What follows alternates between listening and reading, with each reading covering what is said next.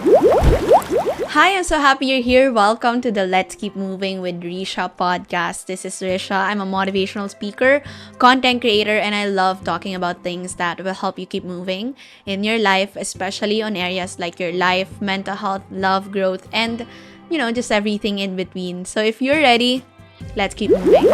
Today's episode, if I'm just being honest, is so far will be my favorite. Feeling ko magiging favorite ko siya kasi this is so personal. When I asked you guys what you guys want to hear, one of my listeners asked me what my day-to-day life looks like. And while it's not that much interesting, ewan ko, pero what you see online for most people, not just me, is not real. Like, it's not the typical life of a person or of an influencer or content creator. Well, for some people, siguro ganon. Pero for me, normal lang din. Mostly, I am in the city for school. Pero, that's over now. Soon pala kasi I'll be moving out and going back home again here in the province. So, dito na ulit ako base.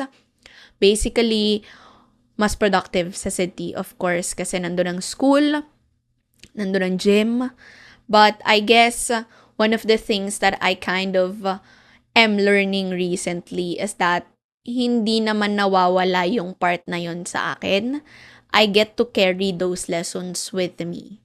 So I'll expand that later. But for today's episode, I always think, even previously, okay, what will my audience wanna hear? Ano yung mga gusto nilang pakinggan?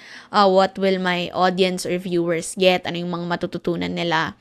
So, nung may nag-comment talaga ng day-to-day life experience ko, medyo nakakakilig. Kasi, today's episode is just about that. But on a bigger scale, I still want you guys to learn from the story.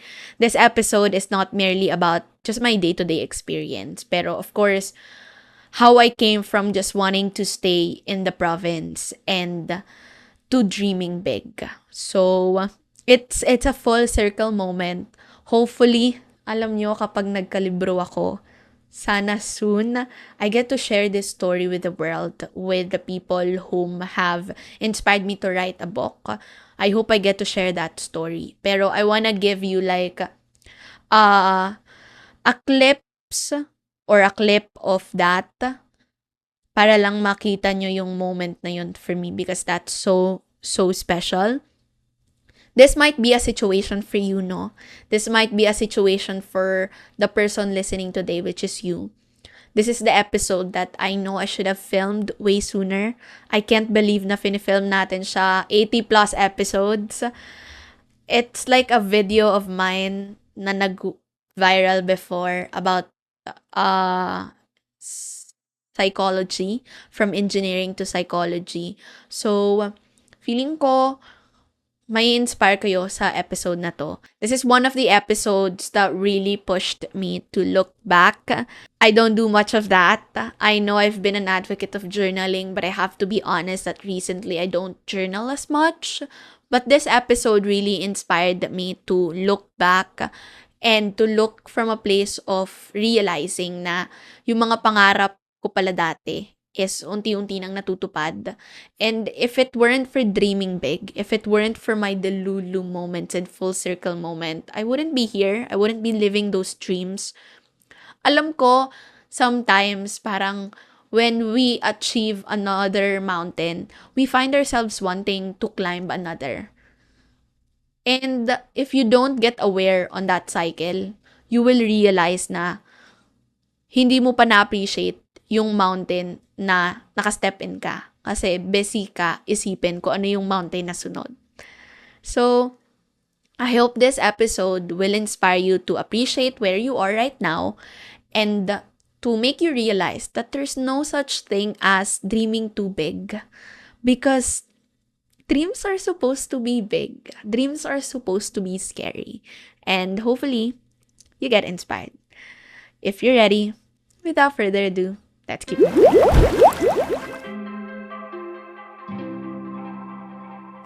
By the way, with this episode, meron ulit akong laptop beside me. Kasi I feel like with all that happened the past years, the past 4 or 5 years, like I deserve the flow.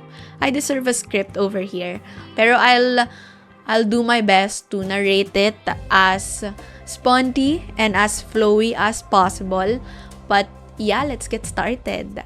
So, ako as a student, as a child before, I'm very obedient. Ako ay follower. Sa school, sa bahay, I'm very passionate with what is being told to me, kung ano yung kailangan kong gawin. And very passionate ako sa school. As in, way back high school, super passionate sa school, and I have a very good reputation.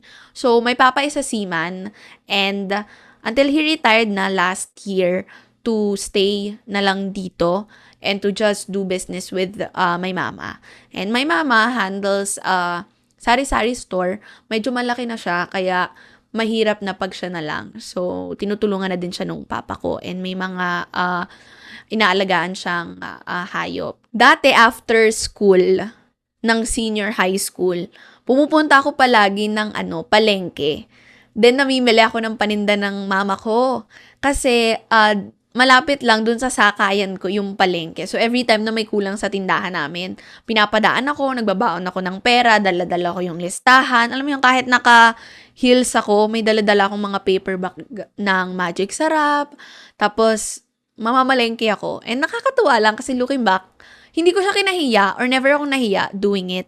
And honestly, at that time, I enjoyed it kasi feeling ko, it's like serving my mama. And at the same time, kapag nanghingi ako sa kanya, madali kasi you guys are helping each other out. So parang it's an exchange of services. Parang ganon. I got to help her. She gives me what I want, like what I told you. And she gives me what I need. So, I have all the reason to be grateful before. Kasi kita ko yung pamumuhay ng mga nakapaligid sa akin. Siguro sa school, sa barangay namin, sa community. And if I am to compare, which somehow dumadating sa point na mapapaisip ka din talaga, I am living a very comfortable life. Like, super comfortable. Alam mo yun, parang sa sobrang komportable, you know your parents can support you even if you get older. Parang ganung level. To the point na sa sobrang sipag ko din to help the family, nagbubukas ako ng tindahan namin na mag-isa pag may pupuntahan yung mama ko. Kasi kahit ako nanghihinayang ako dun sa kikitain namin. And ganun ko vina-value yung work niya. Kasi dream yun ng mama ko, yung hard work niya. Sobrang sipag niya kasi. And diba, kapag masisipag yung mga parents natin, masisipag yung mga taong nakapaligid sa atin, parang you are just hardwired to be just as hardworking. And that's, I think, what happened to me. However, nung nag-college na, which is first batch nga kami ng online, nag-work na ako nung college. Bigla akong nagka-work out of nowhere kasi nga yung pinsan ko, nagka-work siya online. So, I tried. So, yabang lang, nagka-work ako. But that was the very first time na active pa din ako sa business ng mama ko kahit nagwo-work na ako kasi nasa bahay lang naman. But I got into so many things at work. Syempre, during the first few weeks, sobrang active ko pa din dun sa business ng mama ko. Pero at the core, I got into so many things at work. Ang daming responsibilities din dun sa work na napasukan ko. I was an assistant to a real estate agent. And he became my mentor. So parang ang dami kong freebies na nakuha to learn, opportunities to expand my container, parang mga ganung level, even just working online. So, I got exposed to self-development videos, especially nag-psych na din ako eventually. Ever since before I pay for courses, nagbabayad ako dyan. I was able to expand myself just by being at home and watching people online whose mindset was so much bigger than I am. I took it personally that I somehow believe na I can just be the same. Na yung mga nakikita ko online na nagtatrive sa internet, hindi man mga influencers kasi before parang siguro kung may mga OGs man akong mga influencer, yung mga nasa YouTube. But basically, I got so inspired with businessmen and businesswomen online. Yun yung mga inaspire ko to be. And that's when I feel the ick na parang I can be more than just the daughter who supports my family's business. I mean, yun yung isa sa mga realization ko na feeling ko every time na tumutulong ako sa tindahan namin, natatrap ako. Meron tayong triggering point, diba? May mga triggering moments tayo where we've had enough. Parang isang moment lang siya sa life mo na mapaparealize ka na, oh, I want more. That's what I want. That's the life I want. That's how I wanna dream big. Yun yung moment na nasa tindahan ako. Hindi ko alam kung kailan to. Second year or third year college. Yeah, siguro mga ganung year. Second year. Mag-isa ako. And then, it hit me. Parang na-realize ko na I'm so much capable than this. I'm so much more capable than this. And I deserve to be on bigger environments, bigger people. I'm not saying na yung mga nakapaligid sa akin dito maliliit or smaller, but there's an there's na-expand na ako Napapunta na ako sa place or sa mindset or at least na-expose ako online lang sa mga tao who are playing big. And na-realize ko na if you wanna play big, you have to be in a bigger environment. And I do respect my parents. I love them. Grabe, sobrang sipag ng mga magulang ko, ng mga magulang natin. But sometimes, ma-realize mo na yung pangarap nila for themselves is not your dreams. Yung pangarap nila for themselves is kanila yon.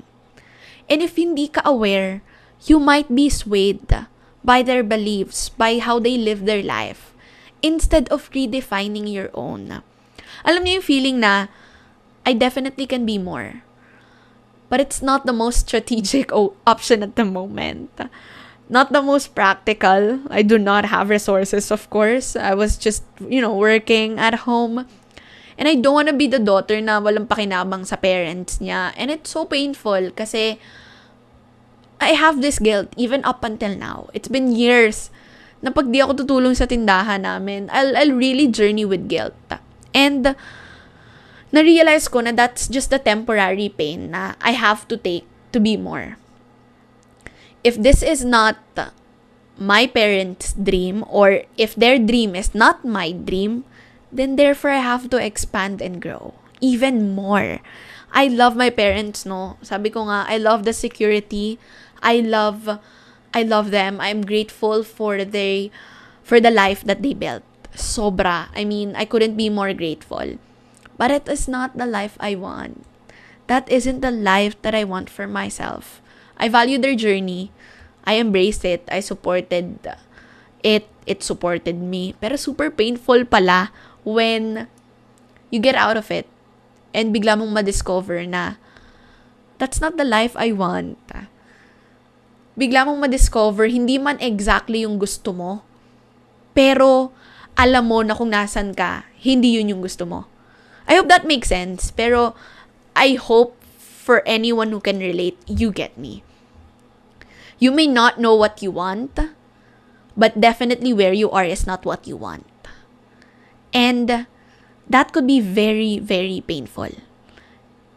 But it's a circle moment for me. It's different when you already realize that you are capable for more.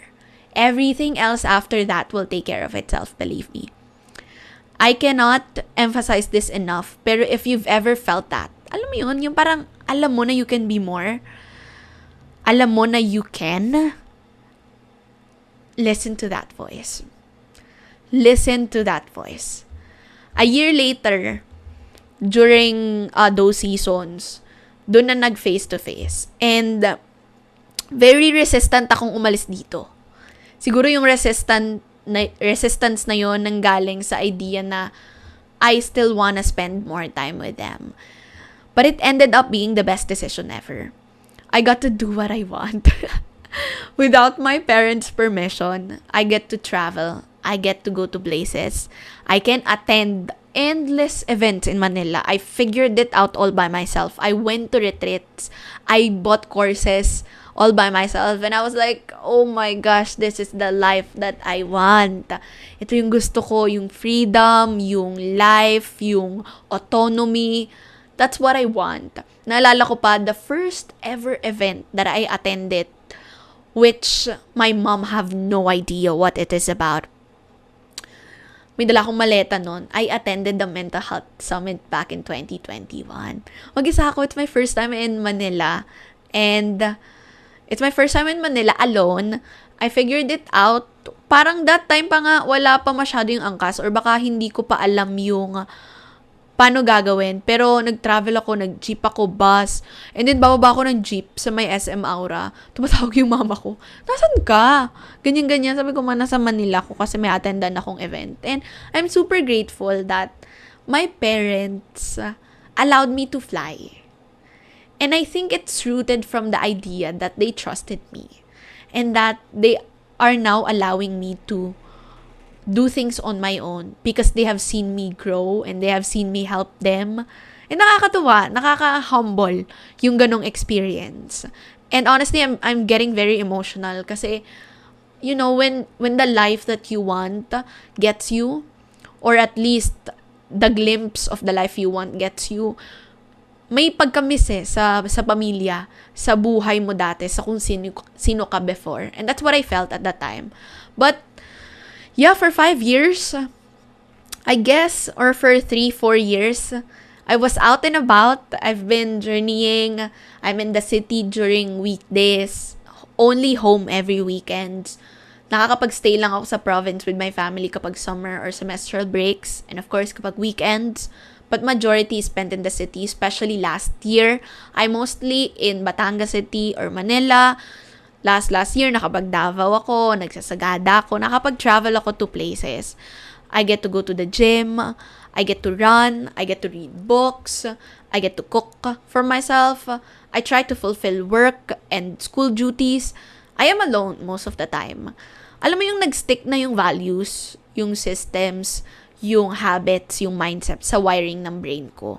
And I met so many people na I get to stay in Manila, look after myself. I had to be dependent talaga on myself, independent. I figured it out all myself. And sobrang daming scary stories going home 1 a.m. from Manila because I networked with people.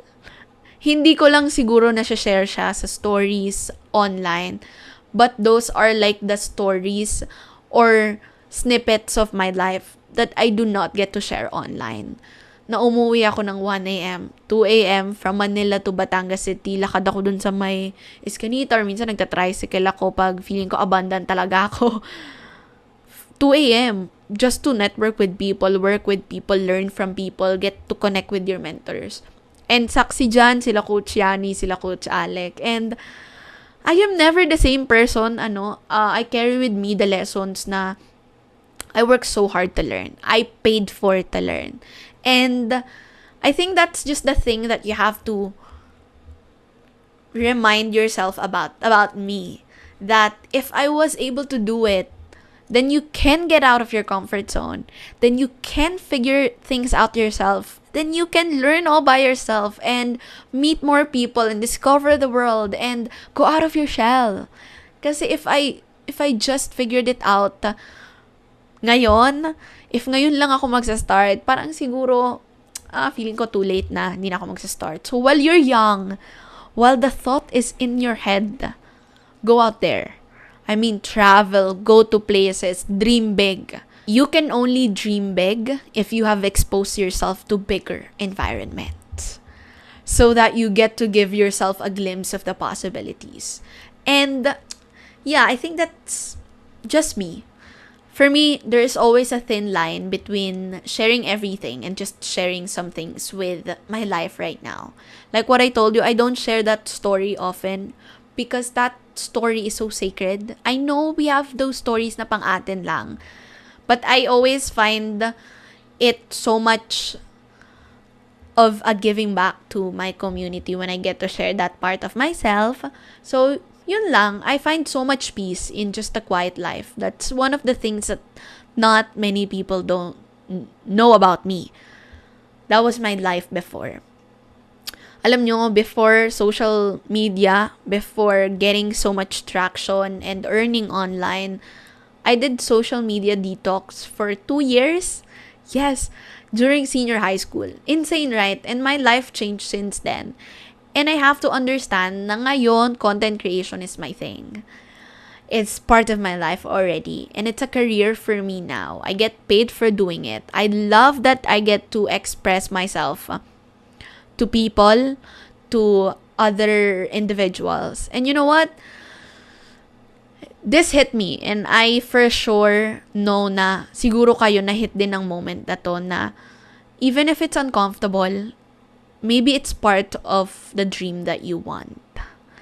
There's this story by a communicator or a body language expert that I am so fond of. I've watched her episode on the Diary of a CEO podcast straight for 3 hours. Ganon ako ka-obsessed sa ideas niya. And tinanong siya sa dulo kasi 'di ba sa Diary of a CEO may mga questions from previous guests na sasagutin ng current guests. And sabi niya, she's a writer. She's been wanting to be a writer ever since. And that is what she's fond of. However, she realized that when you want to be a writer and when you want to publish books and sell books, you have to focus on marketing as well. Before it became 20% marketing, now it's 50% marketing. Now almost everything is marketing. So right now, she may like writing, but a huge part of her job and her role is to be in front of the camera and film herself. And it makes me think of the idea that you have to embrace the costs of doing something you love. And sometimes you have to do something you hate. Because that's part of the cost you have to pay for doing something you love. Diba? Sometimes you may not like everything, every process, but you like the purpose of it or like the bigger picture. Like ito, sabi ko nga, sobrang dami ng inayos ko para lang makapag-set up ng podcast. Sobrang dami. Like to have this setup, open ko yung lights, ganyan-ganyan, set up ako ng camera, ayusin ko yung focus niya and all that, gagawa pa ako ng scripts. But at the end of the day, what I just love is talking. But part of talking is, of course, the setup around it. And so I have to love it as well. I have to embrace it. And I think that's part of dreaming big. When you're dreaming big, you have to understand that there will be parts of that dream that you have to pay. There is a cost that you have to pay for doing that dream life or for chasing that dream life. And you have to be okay with that. And also, one thing that I'd like to give emphasis on then is what you learned as you dream big stays with you. What you already expanded stays with you. I realized na nothing is a step backward. You carry the lessons, the mindset, the habits with you for as long as there's this intense self-awareness. And I realized na yung growth ko, bumalik man ako dito sa probinsya now, sa province now, should not be dependent sa environment ko. Well, it could be when you're starting, but when you have already conditioned yourself to be independent of whatever it is that's happening around you, then you're good to go. Yes, environment plays a huge role, but somehow, of course, you've got to be strategic then and manage your life well. Right now, I think yung pag-alis ko dito sa province, sa Taal, and to just simply live sa city, sa Batangas City man yan, or, to just constantly expose myself in Manila, it really helped me. I may not be there yet, but I know that it's given me so much help when it comes to expanding my container.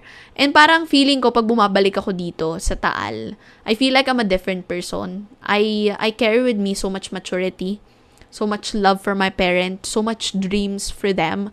Marirealize mo pag umalis ka, marirealize mo na yung pangarap mo pala ng dream life is also for those people na akala mo who keeps making you feel small. 'Di ba? Kaya nga tayo umalis dito sa province to build a good life or to live a big life in the city. Tapos bigla natin marirealize na you almost forgot that this waking up next to your parents or spending time with your family or siblings could be the whole point. And right now, I decide to just spend more time with them, more time with them now that we still have time, energy, and we still get along. So, of course, in the future, di natin may iwasan na may aalis. I could be building my own family or starting my own family. And there would be possibilities like that. So right now, parang I value the idea of dreaming big, but at the same time, I also want to savor this moment, just being home. And there needs to be a place that will remind you to be grounded. And I guess for me, that's my family's home. That's it. This place. Ito lang. My parents do not care who I am. Whenever I go to the city, I feel like I'm always on the go. I feel like I'm always on the go to be successful, to do good, to do better, to make more money, to be of relevance. But here, I can just be myself. I can just talk to myself. My parents do not care who I am or what I do or if I'm on time or not. They're happy for my achievements. They do not have so much expectations from me. All they want for me, siguro feeling ko, is for me to be secured, stable, happy, and make sure I keep my feet on the ground. And I see how my parents just want me to be closer to God and to fear Him. Kasi kahit sila, they do their best. Alam nyo, I'm so grateful to be living in a home or in a family where I've seen how humble we are. And I think that's always been my inspiration in life. Alam mo yun, do you ever just look and stop and pray na I hope one day I get to bring them to places? Kasi parang, I get to go to places, I get to go to my dream places. Plus parang naisip ko, I should be with my sister, I should be with my mom, not with my dad na kasi ayaw niya ng mga ganyan. Kasi seaman nga siya before, na travel niya na daw lahat. So, ako parang, I know it's not something that we were used to doing before kasi hindi naman nga kami maluho, simple lang. But, I think that's part of my idea of dreaming big, of bringing my family to places. And I'm at that point. I think that's my biggest why. Where my why is not anymore about me or proving I'm doing better than people who are my age.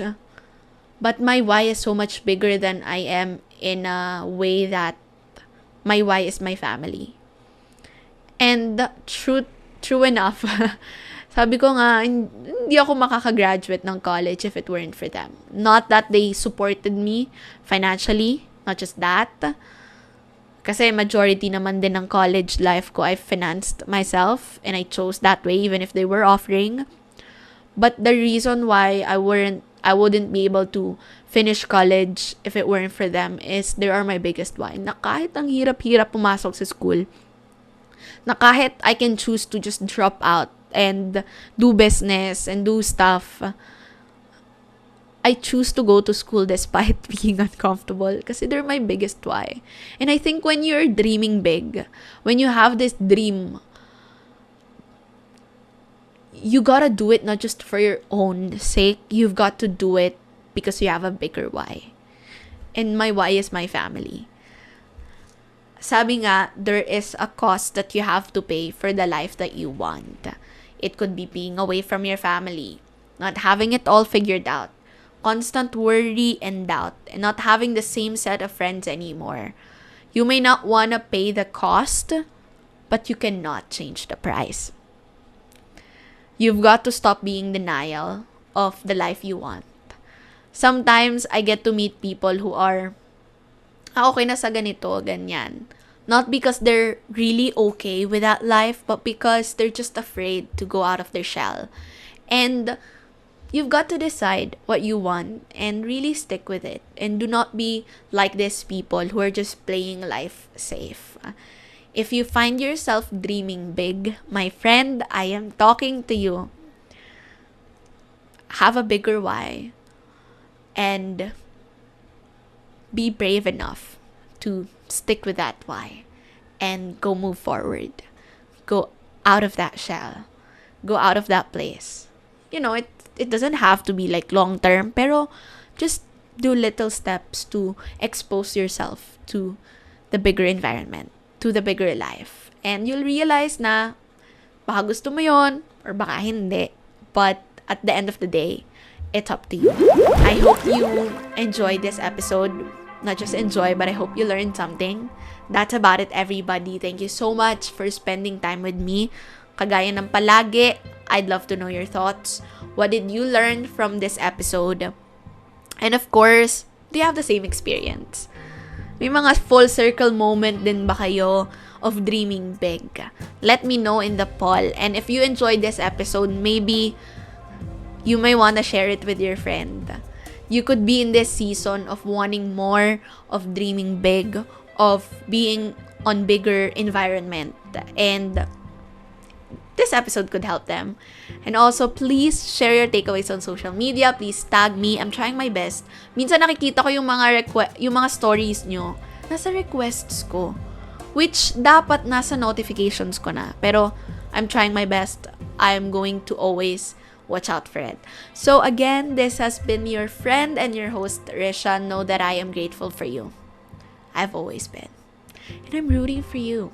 I'm rooting for you big time. I'll see you soon, and until then, don't forget to always keep moving. Bye!